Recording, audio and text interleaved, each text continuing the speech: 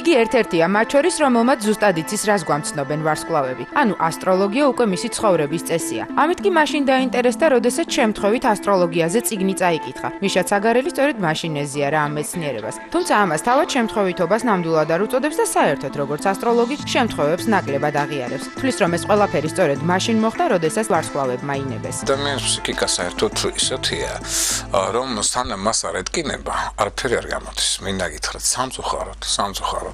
მეც დაახლოებით აი ამ კოჰორტაში აღმოჩნდი საზოგადოებისა და როდესაც ესე სერიოზული გრიპი მქონდა მონონუკლეოზი თავის დროზე მძვინვარებდა ეს გრიპი საშინელი სიცხეებით ხანგრძლივი ძალიან ცუდ დღეში ჩავარდი. სიმართლე გითხრათ, კი ამ წერილი გავაყოლე იმ ქვეყნად, იმდენად ცუდად ჰქონდა საქმე. ერთმა ჩემმა მეგობარმა მომიტანა ედვარდ ენტონის ამერიკელი ასტროლოგია წიგნი. Искусство астрологии. Ну, ახლა რა არის, უბრალოდ დამაინტერესა რაღაც ახალია, რა არის ასტროლოგია, მაშინ ყურმოყრით რაღაცა წარმოდგენა არ ქონდა საერთოდ რა არის. ასტრონომიისგანაც ვერ ვარჩევდი მას სიმართლე რო გითხრათ, მაგრამ როდესაც წავიკითხე, აღთოვანდი. იმიტომ რომ კურო ზოდიაქოს ნიშანი იყო ზედმიწევნით ჩემზე, 80% ეს მე ვიყავი და როცა აღმოაჩინე, რომ ეს 40 საუკუნის წინ შეიქმნა, ну, მან საერთოდ ესე იგი ჩემს გაკვირვებას საზღვარი არ ქონდა და ამიტომ დამაინტერესა რა შეა საქმე. ჩავეძვია სხვათა შორის მე უკვე როცა მოვფერიანდი, დავიწყე ძებნა ესე წიგნი, ну, მაშინ კომუნისტების დრო იყო და ზანაძნელი იყო ასე წიგნების შოვნა, მაგრამ ну, მოკლედ ვიცვალე მოსკოვიდან, აქედან გავიცანე აქ კიდე ასტროლოგები და მე უკვე როცა დავიწყე ჩემი რუქის შექმნა ჰოროსკოპის, პირადი ჰოროსკოპის, უცებ დავინახე ჩემი პორტრეტი გვერდიდან. როგორც თავად ამბობს, დასაწყისში იგი არასწორი კარმიული გზით მიდიოდა, ანუ ერთი ძალიან ჩვეულებრივი ადამიანივი ცხოვრობდა, რომლისთვისაც ცხოვრების წესი მხოლოდ გართობითა და დროსტარებით შემოიფარგლებოდა. მაგარი ბიჭი მეგონა ჩემი თავი, თუმცა ესეც საჭიროა ვონთ ფარგლებში, მაგრამ ეს როცა ძირითადი სისტემაა ცხოვრებისეული, აქ ისჯები და როგორ უნდა გააგებინოს განგებამ, რომ დაჟის მექანიზმი ირთვება, ხო? ტკივილით. Კეულის დროს ვავს კითხვას ადამიანი რატო რისთვის ძიებას იწყებს, როგორ გამოასწოროს, აი დაახლოებით იგივე მომივიდა მე.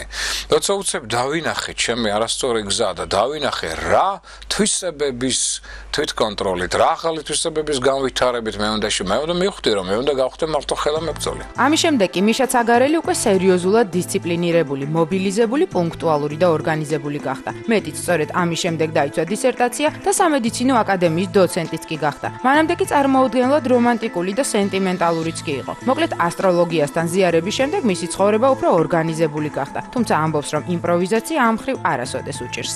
სპონტანური იმპროვიზაცია შემიძლია, ოღონდ სიტუაციამ უნდა მოითხოვოს, ხო? საერთოდ ჯამში მე იმდენი საქმე მაქვს, უბრალოდ ცხოვრებამ თვითონ მოიტანა. იმდენი ადამიანის ზოგ შეხვედრა უნდა, ზოგს რა უნდა, სტუდენტები მყავს და ასე შემდეგ, ხო? მე თუ ორგანიზებულობის პრინციპი არ გამოვავნე, უბრალოდ ვერაფერს ვერ მოვასწრებ. ალბათ დღეს ბევრს ნაკლებად ახსოვს, ან საერთოდ არ იცის, რომ მიშა ცაგარელის ინტერესები თანაც სერიოზული ასტროლოგიამდე ჯერ მუსიკას უკავშირდებოდა. მეტიც იგი რამდენიმე ფესტივალის ლაურეატია. მისი მუსიკალური დოსიე კი 70-იან და 80-იან წლებს, ანუ ცხელი საბჭოეთის პერიოდს მოიცავს. ნია, რომელიც პუშკინის ინსტიტუტში არსებობდა და მაშინ ცხონებული ჟული შარტავა კურირებდა ამ ჯგუფს.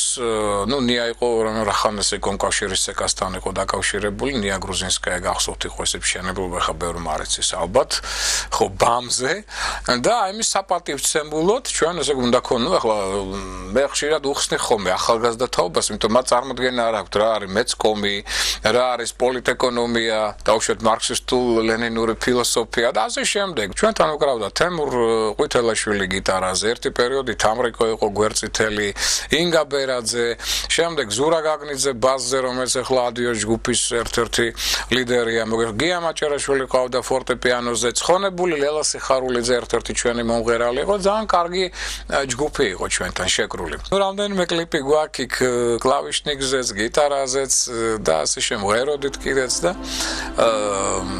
78 წელს, 79, 80 წლებში ბაქოს, ერევნის, თბილისის აქ საესტრადო ფესტივალების ლაურეატი ვარ.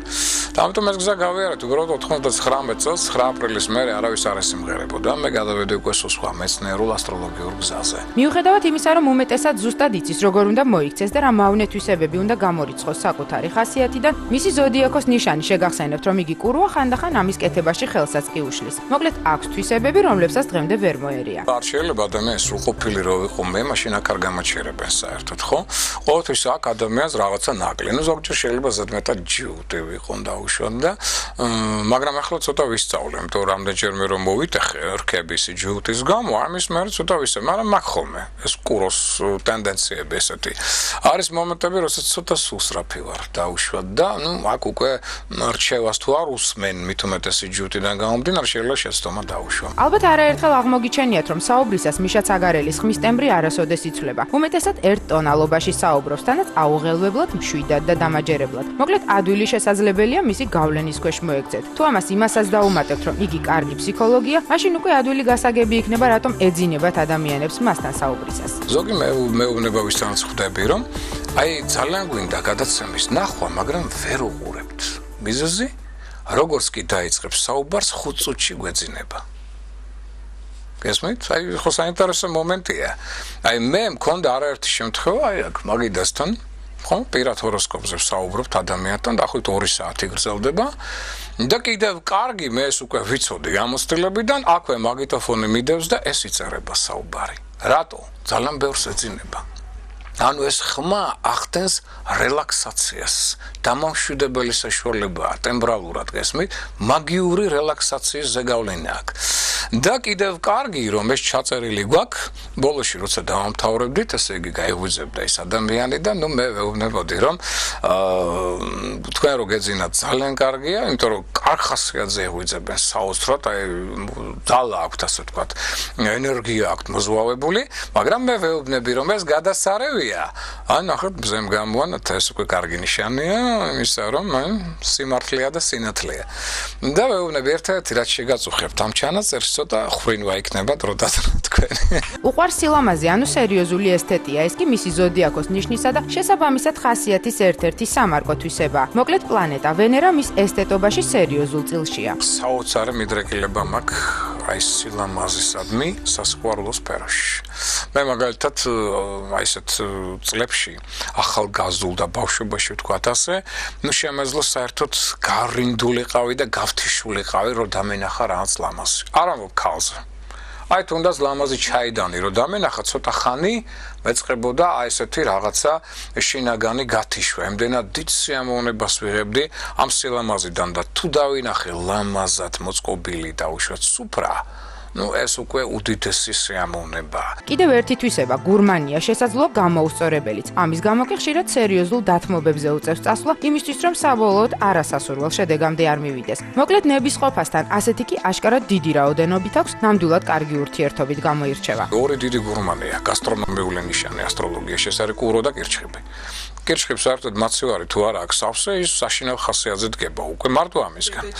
ხო, გასმით და ამიტომ როცა ეს ორი შეერთებულია ჩემში, ეს საშინელებაა, გურმანი ვარ არანორმალური, თანტკბილეულის მუსუსი.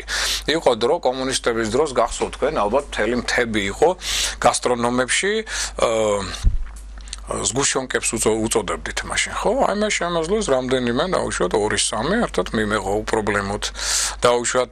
ხო, აი მე სიამოვნებით შევიდოდი მაგალითად აი რო იყოს ჩვენთან ტკბილეულობის ან შოკოლადის დაუშვათ საზოგადოება ან რაღაცა ესეთი სიამოვნები. და ბოლო საინტერესო შემთხვევა მიშა ცაგარელის პირადი და საქმიანი არქივიდან, არადაკონკრეტებული პერსონებითა და რეალური ამბით. თავის დროზე მეორე არხზე ქონდა გადაცემა, სადაც მსოფლიო ადამიანებთან ქონდა ურთიერთობა და ერთ ახალგაზრდა პოეტ ქალთან სიმპათიურთან მივედით.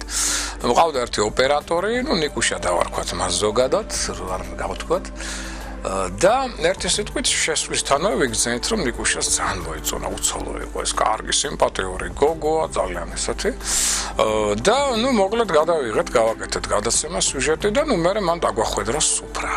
და გითხრა რომ ეს ყველაფერი ჩემს მიერ არის გაკეთებული და უნდა გამისინჯოთ. ნუ ჩვენს ახლა დავსხედით, მივირთმევ და ნუ მე ახლა მაინტერესებს ახლა მისი პირადი ასტროლოგიური რუკიდან გამომდინარე, რა თვისებები აქვს ისეთ საინტერესო და აი უარყოფით იმათ შორის, და აი პირველი თვისება, ნუ მითხრა მაგალითად პაემანზე გასვლას მამაკაცთან მირჩევნია დავიძინო. ახლა ვატყობ რომ ნიკუშა აი ესე გვერდით გვერდის ამასაც ვხედავ და ჩემ წინ ის გოგონა ვაფიქსირებ ორივეს ნიკუშას არ ეს სიამოვნა ეს ამბავი მაგრამ ნუ მაინც ახლა საჭმელია ეს ლამაზი ქალია სასწორე იყო ნიკუშას ვაჩორეს აფასებს ამ გურმანი და ნუ მიერთმევს არაუშავსი ფიქრა ეთყობა რომ ამას გამოვასწორებთ ეგ არაფერი ერთი სიტყვით უკვე გადავედით დამცხრებზე და ეს გოგონა გვეუბნება რომ ეს ჩემი გაკეთებულია ეკლერი შუ ეს ტორტი ნუ ნიკუშა განცხრომაშია მეც ამრეთ მე ნიკუშა განსაკუთრებით ან მისია და უკვე წარმოდგენილი აქვს ეს ერთად როგორი ცხოვრობენ და რა ლამაზ სიტუაციაში იქნება და რა კარგ საჭმელებს გაუკეთებს და ამ დროს კიდევ ეკითხები აბა კიდე რა და უცებ მეუბნება ვიცი რა მიყვარს კედლების ჭამა და ნიკუშას რა მოექცა ეს ღრანჭი და გადმოუვარდა ეს ეკლერი ესე იგი შეხედა და რაო კედლებიო და დაგვანახა მართლაც ვხედავთ კარებებთან კედლები გამოჭმულია კაცმა იფიქრა რემონტს გავაკეთებ და ქალი შემიჭამსი ყველაფერსო აი დამთავრდა მთელი ეს ამბავი ცივად გამოვედით და ტელევიზიამდე სანამ მოვედით სვიმას იძახდა რა ლამაზი გოგოა და კედლებს ჭამს